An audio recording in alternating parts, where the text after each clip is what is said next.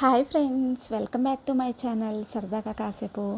ఈరోజు మన వీడియో వచ్చేసి ఎంతో టేస్టీగా బీట్రూట్ ఫ్రై ఎలా చేసుకోవాలి అనేసి ఈరోజు మనం చూద్దామండి.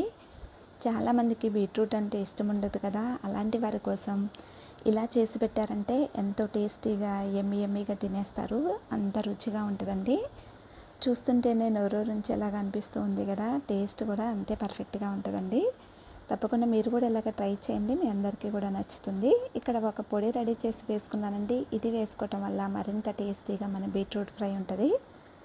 ఇక ఇది వేడివేడి అన్నంలోకి అలాగే చపాతీలకు కూడా చేసుకుని తీసుకోవచ్చండి. ఇక మనం లేట్ చేయకుండా వీడియోలోకి వెళ్ళిపోదాం. వీడియోలోకి వెళ్ళే ముందు మీరు కనుక ఫస్ట్ టైం నా ఛానల్ చూసినట్లయితే సబ్స్క్రైబ్ చేసుకోండి, అలాగే సపోర్ట్ చేయండి.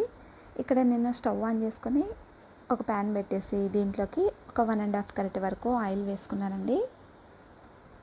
ఆయిల్ కొంచెం హీట్ వచ్చిన తర్వాత దీంట్లోకి కొంచెం శనగపప్పు, అలాగే మినపప్పు, కొంచెం జీలకర్ర, కొన్ని ఆవాలు కూడా వేసుకొని వీటన్నిటిని కూడా లో ఫ్లేమ్లోనే ఉంచుకొని కొంచెంసేపు ఫ్రై అవ్వనివ్వాలి.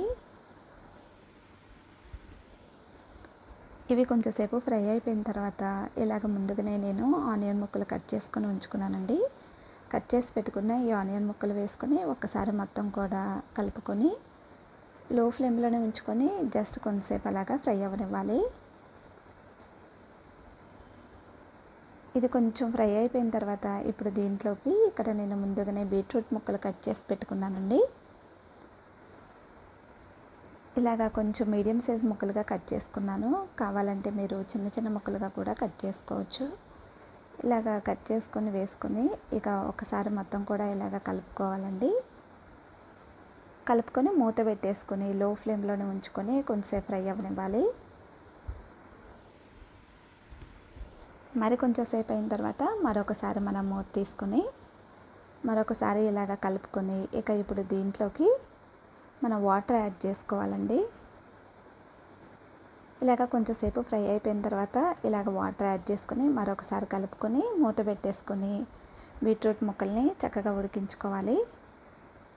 ఇలాగ మరి కొంచెం సేపు బీట్రూట్ ముక్కలు ఉడికిపోయిన తర్వాత ఇక ఇప్పుడు దీంట్లోకి కొంచెం పసుపు, అలాగే రుచికి సరిపడా సాల్ట్, అలాగే రుచికి సరిపడా కారం కూడా వేసుకొని మరొకసారి మొత్తం కూడా కలిసేలాగా కలుపుకోవాలండి. కలుపుకొని మూత పెట్టేసుకొని మనం బీట్రూట్ ముక్కల్ని మరి కొంచెం సేపు ఉడికించుకుందాము. ఇక ఇప్పుడు ఇంకో సైడు ఇక ఒక చిన్న రోల్ తీసుకుని దీంట్లోకి కొన్ని పుట్నాల పప్పులు వేసుకున్నానండి. అలాగే ఇక్కడ ఒక 3 వెల్లుల్లి, దీంతోపాటు ఎండు కొబ్బరి ముక్కలను చిన్న చిన్నగా కట్ చేసుకొని వేసుకున్నానండి. ఇలాగ వేసుకొని మనం ఇక్కడ దంపుకోవాలి. ఇంకా ఇలాగ మనం పొడి రెడీ చేసుకొని వేసుకున్నామంటే మనం చేసే ఈ బీట్రూట్ ఫ్రై చాలా టేస్టీగా ఉంటుందండి. మరి మెత్తటి పొడిలాగా ఏం అవసరం ఉండదు, కొంచెం ఇలాగా బరకగా ఉంటేనే బాగుంటుందండి. ఇలాగ రెడీ చేసుకొని మనం ఒక బౌల్లోకి వేసుకొని ఒక సైడ్కి పెట్టేసుకోవాలి.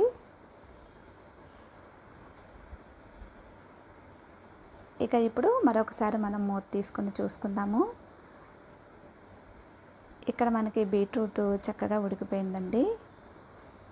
ఇలాగ కట్ చేస్తూ ఉంటే ముక్క కట్ అయిపోయింది, చక్కగా ఉడికింది. ఇక ఇప్పుడు దీంట్లోకి మనం రెడీ చేసిన ఈ పొడి వేసుకోవాలండి. ఇలాగ బరకగా పట్టుకోవటం వల్ల మనం తింటూ ఉంటున్నప్పుడు చక్కగా మనకి నోటికి తగులుతూ ఉంటుంది కదా ఈ పుట్నాల పప్పు, అలాగే కొబ్బరి కూడా చాలా రుచిగా ఉంటుందండి.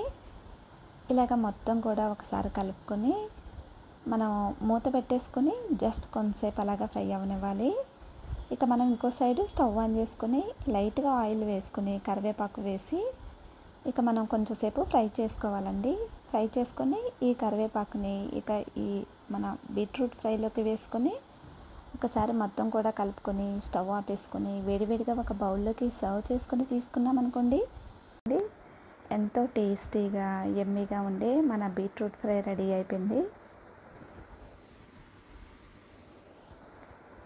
ఎంతో హెల్తీగా ఉండే మన బీట్రూట్ ఫ్రై రెడీ అయిపోయిందండి.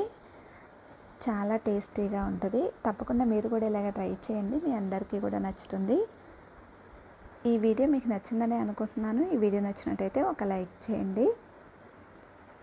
ఇలాంటి మరిన్ని వీడియోస్ కోసం మన ఛానల్ను సబ్స్క్రైబ్ చేసుకోవటం మాత్రం మర్చిపోమాకండి.